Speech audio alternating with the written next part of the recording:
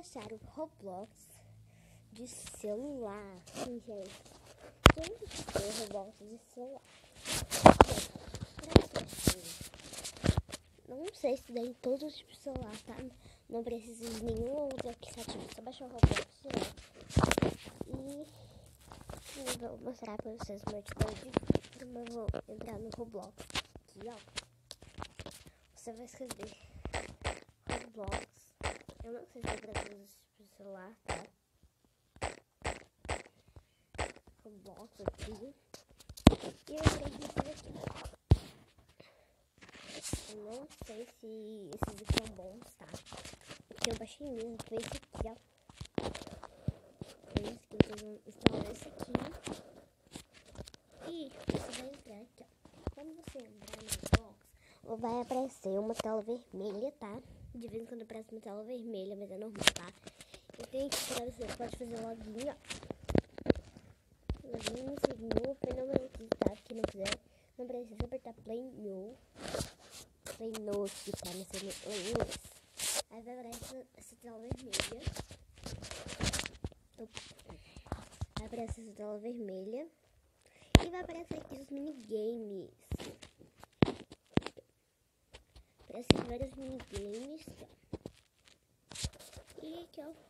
Tem que play, está infected.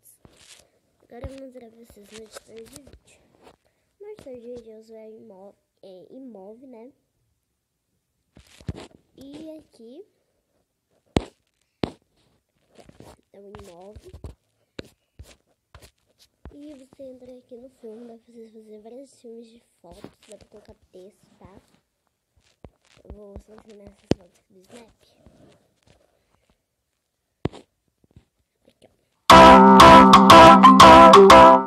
Tirar volume, gente. Aí você pode colocar texto aqui, ó.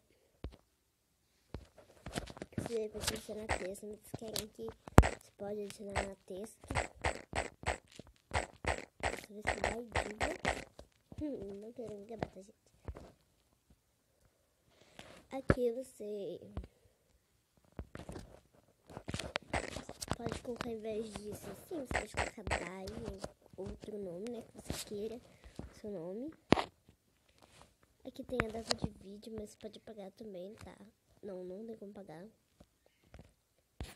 E aqui, ó, vamos ver como ficou. Aí tem como colocar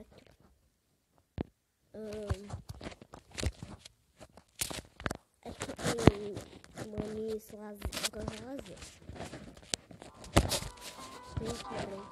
Aí você divide